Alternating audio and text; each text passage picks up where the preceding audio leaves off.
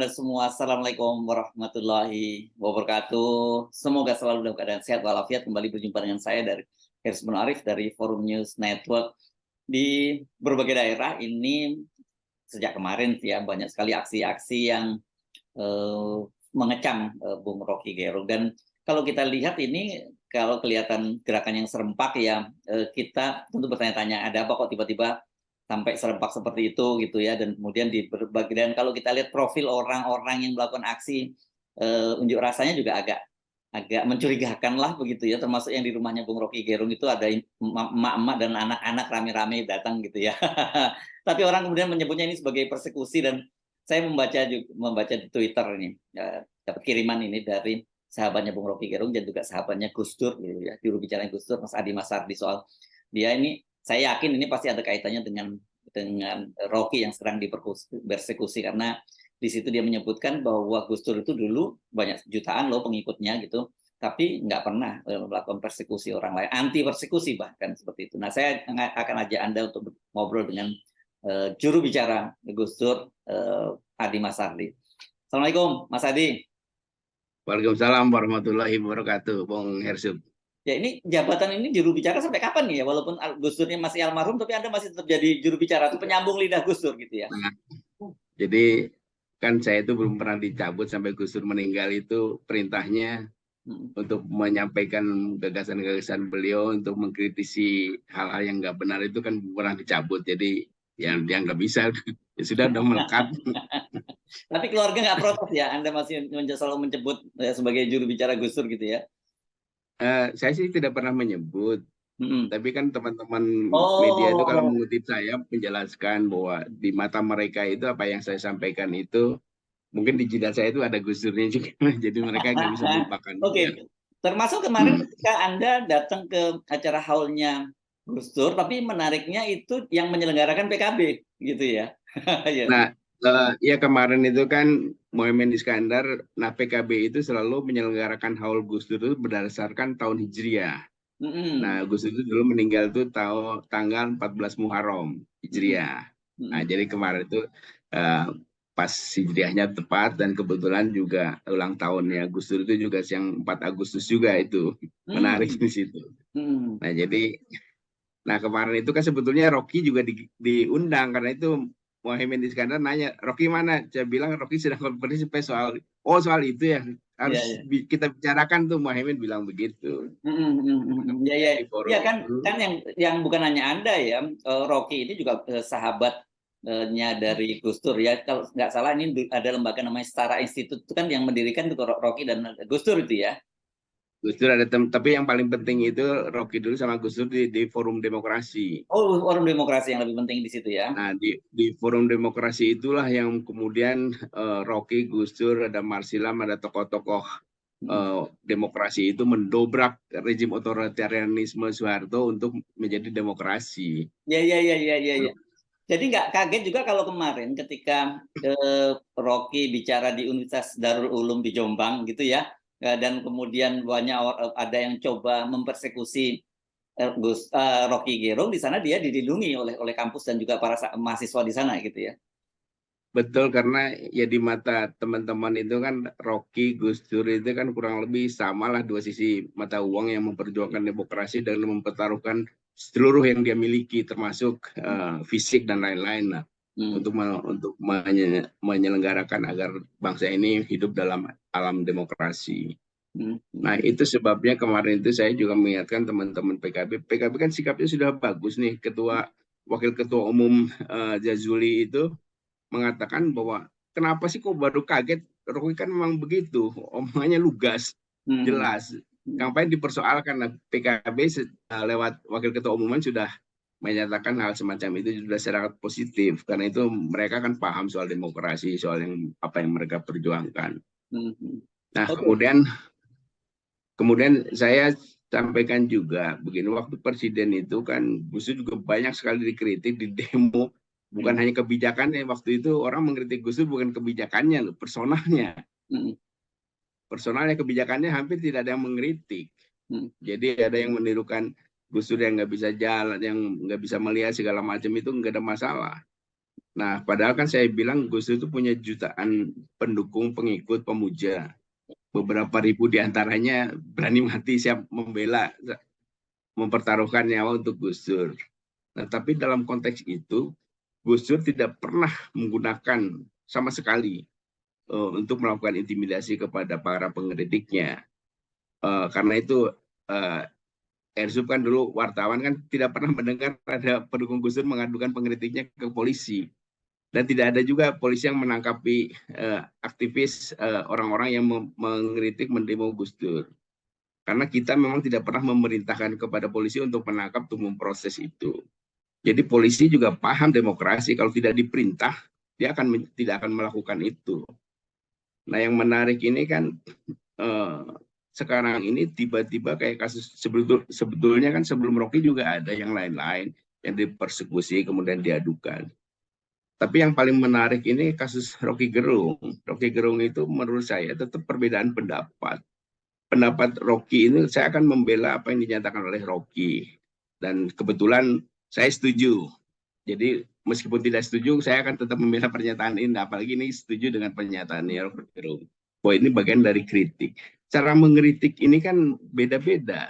Nah, menurut Rocky apa yang dinyatakan itu bagian dari kritik, merupakan kritik terhadap kebijakan, dan itu tidak ada masalah. Sudah diuraikan juga kan oleh Rocky secara akademis maupun secara nalar bahwa ini tidak ada masalah, dan memang tidak ada masalah. Dan kemudian Presiden Widodo mengatakan bahwa dia juga tidak ada masalah.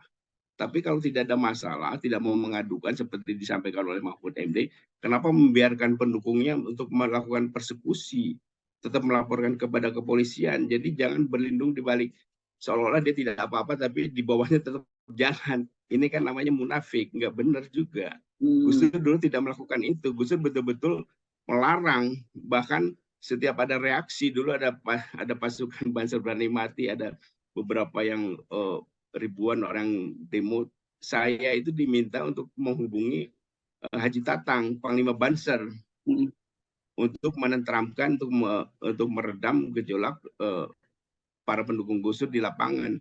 Jangan sampai begitu kita demokrasi, selalu kita mengingatkan. Jadi Bung Ersub, saya ingin menjelaskan juga begini, bahwa dulu itu ketika Gus Dur presiden, Gus Dur paham bahwa ini dia pejabat publik. Bahkan untuk dimaki-maki secara personal pun tidak ada masalah, karena kalau bukan pejabat publik juga personal juga pasti tidak akan diungkit-ungkit kan. Nah, oleh sebab itu ketika ada konflik-konflik politik itu, saya terutama dan Gus Dur itu lebih banyak meredam kelompok-kelompok pendukung agar tidak marah. Kita melupakan lawan-lawan politik kita. Kita justru lebih banyak menenteramkan, kita keliling ke pesantren-pesantren agar mereka tidak ikut-ikutan ini urusan politik, karena ini jabatan politik, Gus Dur presiden, maka ada kritikan-kritikan semacam itu. Kita memberi kesadaran kepada mereka. Nah, ini kok para pendukungnya malah dihasut, dipanas-panasi untuk memprovokasi, untuk melakukan persekusi, untuk melaporkan kepada polisi. Nah, kenapa saya berpendapat begitu? Karena kalau Presiden Widodo betul-betul tidak mau mempersoalkan ini, dia bisa menarik semua orang yang pendukungnya, seperti yang dilakukan oleh saya, oleh Gus Dur, dan lain-lain teman-teman PKB terhadap para pendukungnya ini. Jadi Anda mencurigai ini Pak Jokowi meskipun secara formal menyatakan tidak akan melaporkan Rocky Gerung, tapi sebenarnya diam-diam itu mungkin tetap meminta mereka terus melaporkan begitu ya, mendorong mereka melaporkan. Atau sebenarnya bukan Pak Jokowinya, tapi para pendukung yang lain seperti Pak Mahfud kan. Pak Mahfud juga menyatakan bahwa ya nggak bisa delik aduan karena Pak Jokowi tidak akan mengadukan, tetapi kan bisa diproses dengan delik lain gitu. Pak Mahfud kan menyatakan begitu ya. Nah, itu juga makanya saya juga bilang sama Muhaimin, kasih tahu Pak Mahfud, bagaimanapun juga kan kita bersama Gus Dur bergerak untuk melakukan demokratisasi. Nah, persoalan tadi yang Presiden Widodo itu, dia mungkin tidak menyuruh, tapi dengan membiarkan kan kita bisa melihat sama dengan menyuruh. Melakukan pembiaran kan merupakan tindakan juga. Harusnya dia sebagai presiden, dia memerintahkan dengan ini, karena saya tidak masalah, kalian mundur semua, kan bisa lakukan itu. Dulu kita melakukan itu karena itu tidak ada gejolak juga. Jadi kalau Gus Dur waktu itu menjadi pengecut, dia seolah diam-diam aja tapi menyuruh orang-orangnya, kan bisa juga. Tapi kan Gus Dur bukan tipe pemimpin pengecut. Dia betul-betul hadapi lawan politiknya dan dia redam para pendukungnya. Itu Pak Esud. Menurut Anda ini harus ada statement yang jelas gitu. Apalagi kan satu kalau kita melihat statementnya Pak Mahfud itu ambigu gitu ya. Mendua lah. Apalagi kemudian kalau kita lihat statementnya dari Pak Muldoko tegas sekali yang katanya pasang badan begitu ya untuk Pak Jokowi karena itu katanya tugas yang melekat pada dia sebagai KSP. Tadi saya baca-baca perpresnya tentang KSP itu nggak ada sama sekali urusannya pasang badan gitu. Apalagi menjaga kehormatan, harkat kehormatan presiden, nggak ada itu perpresnya gitu. Kan harusnya ditegur gitu ya. Tapi begini, mungkin singkatnya begini, karena ini kan sudah out of persoalan, sudah menyimpang jauh. Nah, dulu kan pertimbangan Gus Dur itu adalah bahwa elit politik sudah kisru, jangan sampai juga di bawah ikut kisru, ikut terhasut. Jadi Gus Dur waktu itu demi menjaga kerukunan antar bangsa, demi harmonisasi masyarakat, dia menyerukan, memerintahkan para pendukungnya untuk off dari politik, untuk tidak ikut-ikutan. Jadi Gus Dur lebih menyayangi keharmonisan di masyarakat dibandingkan menyelamatkan posisinya sebagai pemimpin politik. Karena itu lebih penting dibandingkan dengan jabatan. Karena itu kan Gus Dur sangat terkenal dulu pernyataannya tidak ada jabatan yang harus dipertahankan dengan tetesan darah, dengan konflik. Nah, ini juga kalau Presiden Widodo memang betul-betul tidak ada masalah menjaga demokrasi seperti yang dia sampaikan tidak akan menuntut, tarik semua para pendukungnya dari persoalan-persoalan ini. Jangan ada lagi di lapangan. Jangan ada lagi yang mengadu-ngadukan itu. Dan dia bisa memerintahkan polisi boleh menerima tapi tidak perlu memproses. Kan bisa karena tidak ada deliknya. Kecuali ada deliknya ya. Ini kan memang tidak ada, jangan diada-adakan. Jangan seperti yang disampaikan Mahfud, bisa ada delik, ya bisa aja dicari yang lain-lain dengan ITE dan lain-lain. Dan yang menarik kan ini juga menyangkut teman kita juga, Refli Harun. Itu juga diproses karena menayangkan, padahal dia itu kan bagian dari reportase live. Dia tidak tahu apa yang akan terjadi di situ. Jadi kalau misalnya ada kita lagi live di jalan misalnya, kemudian ada pembunuhan, kemudian kita tayangkan, apakah itu bersalah? Karena kita kan tidak tahu kejadian itu, kita hanya untuk live di situ. Nah, ini juga polisi juga harus paham juga soal itu, bahwa ini tidak ada masalah kecuali nanti setelah dinyatakan bahwa ini ada masalah, kemudian yang menayangkannya dianggap ikut membantu, tapi kan ada kadarnya. Tapi menurut saya ini 100% kritik, cuma gayanya kan macam-macam. Nah, ini kita harus belajar mengenai perbedaan. Katanya kebinekaan, tapi kenapa anti perbedaan? Ini kan munafik namanya. Tadi kan Anda menyinggung soal Gus Dur yang lebih mengutamakan harmoni gitu ya. Ini kalau Anda lihat ini, apakah Anda melihat tanda-tanda bahwa sebenarnya rakyat kemudian akan dijadikan korban gitu untuk melanggengkan kekuasaan itu? Nah, ini kan ini yang harus kita cegah. Jadi rakyat itu harus tetap harmonis. Biarin aja elit politik gontok-gontokan. Kayak sekarang ini koalisi beradu, koalisi kemana, itu tidak ada masalah. Tapi jangan dibawa ke bawah, ke masyarakat. Bahwa dia boleh sakit hati dengan kritikan Rocky Gerung. Tapi janganlah membiarkan orang-orang pendukungnya untuk melakukan persekusi, membuat panas suasana di masyarakat. Rakyat ini kan sudah banyak masalah.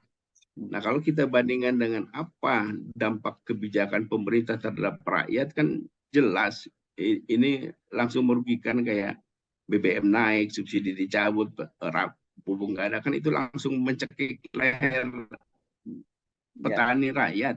Dan rakyat tidak ada masalah, rakyat menerima. Ini kan baru dikritik begitu aja sudah kalang kabut, kemudian mengerahkan pasukan, mengerahkan polisi untuk memenjarakan yang berbeda pendapat. Ini menurut saya sudah keterlaluan. Oke. Ya, Mas Adi, Anda melihat ini kan apa ya? Saya kira ini bukan lagi semacam tuduhan, ada fakta-fakta, ada pengakuan begitu ya. misalnya di Jombang dia mengaku bahwa dia dijanjikan sejumlah uang tapi ternyata hanya dapat dibayar dengan 2 Indomie saja gitu, dan akhirnya diprotes. Dan kita lihat yang datang di rumah Rocky Gerung di Sentul juga emak-emak dan anak-anak begitu, dan yang membawa posternya juga seragam gitu kan. Ini kan kelihatan sekali bahwa ini bahaya kan kalau kemudian level grassroots itu yang diadu domba begini. Nah, itu memang, tapi saya percaya di level grassroots mereka hanya terima manfaatnya saja. Tetapi kan dampak pemberitaannya seolah-olah terjadi sesuatu. Dan yang paling buruk itu kan niat mengadukan Rocky Gerung itu kan karena ingin memenjarakan. Berbeda pendapat bukan dikriminalisasi, ini dipenjarakan, diancam penjara. Ini kan udah menyimpang dari konteks demokrasi yang jauh. Nah, itu sebabnya saya mengingatkan kepada Presiden Joko Widodo, kalau Anda memang tidak ada masalah dengan itu, tarik semua pendukung Anda dari kasus ini. Biarkan mereka tentram. Habis selesai ini juga masyarakat juga diam saja, nggak ada masalah. Jadi dengan diam saja ini juga itu berarti membiarkan gitu, bisa disebut begitu ya. Ini kan Presiden ini kan pejabat publik, punya otoritas untuk memberikan perintah kepada masyarakat. Jadi kalau dia diam kan berarti sama dengan melakukan pembiaran. Itu kan ada deliknya juga melakukan pembiaran. Ya.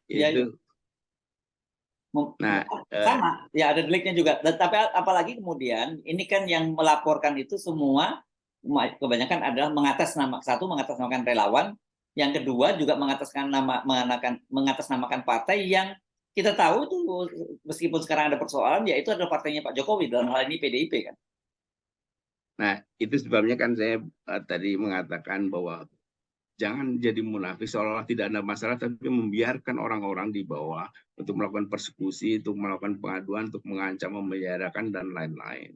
Kalau memang tidak ada masalah, menerima sebagai konsekuensi sebagai pejabat publik, dikritik, ya hentikan semua itu. Saya bisa ngomong begitu karena saya dulu pernah melakukan hal ini dan gak ada masalah dan bisa. Jangankan Gus Dur langsung sebagai presiden, waktu itu saya sebagai judul presiden, saya komunikasi dengan Panglima Banser, dengan kiai-kiai untuk tidak ikut-ikutan, untuk tidak melakukan persekusi, untuk tidak melakukan tindakan-tindakan terhadap para pengkritik, dan diikuti. Jadi saya bilang ini perintah dari presiden, dari Gus Dur, kalian jangan ikut-ikutan, para pengkritik itu biasa di dalam demokrasi. Gus Dur sebagai presiden waktu itu pejabat publik, jadi nggak ada masalah.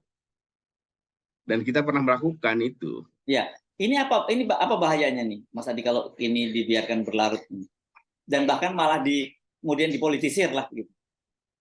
Nah, bahayanya kan terjadi konflik horizontal. Ini kan kejadian-kejadian konflik horizontal kan biasanya hal-hal pembiaran semacam ini. Di negara manapun kita juga pernah mengalami dulu di kasus-kasus di beberapa daerah. Karena pejabatnya membiarkan, akhirnya betul-betul terjadi konflik. Dan ketika konflik di masyarakat ini, ketika sudah terjadi akan sulit dihentikan. Karena akan menyisakan dendam masing-masing karena sudah menimbulkan korban. Oke, tapi dalam kasus ini kan bukan kalau kemudian terjadi hal semacam itu nggak bisa disalahkan Bung Rocky ya, bukan faktor penyebabnya, tapi justru orang yang mempolitisasi kasus ini kan yang justru yang menjadi yang penyebab. Saya melihat sama sekali persoalan bukan pada Rocky. Rocky itu kan memang DNA-nya itu DNA pengkritik. Dia dilahirkan mungkin untuk mengkritik pemerintahan yang dia lihat menyimpang, dan cara dia mengkritik kan juga dengan ilmiah, dengan nalar. Nah, cara menyampaikannya kan berbeda-beda, kan gak ada masalah cara menyampaikannya. Jadi kita jangan mempersoalkan mengkritik harus caranya dong. Loh, kalau mau caranya dengan benar, ya kalian juga kalau mengeluarkan kebijakan juga dengan santun dong. Jangan yang menindas rakyat. Kalau kebijakannya brutal, kemudian kita kritik dengan santun, kan nggak nyambung. Jadi boleh dong kalau begitu kita juga minta kalian kalau bikin kebijakan, contoh misalnya seperti omnibus law soal cipta kerja, tenaga kerja, kan bisa nggak lebih santun ngomong dulu sama buruh, bicara dulu. Kan ini tidak mereka lakukan. Hmm. Tiba-tiba kita diminta yang mengkritik untuk santun, ini kan nggak masuk akal juga, nggak benar. Jadi kalau mau sama-sama santun, ya kalian juga santun dalam membuat kebijakan. Ikuti prosedur. Proses demokrasi, cara membuat undang-undang kan ada. Hearing dan lain-lain, pembicaraan dengan stakeholder dan sebagainya. Jadi jangan kalian brutal, kemudian ketika dikritik minta santun. Ini nggak nyambung.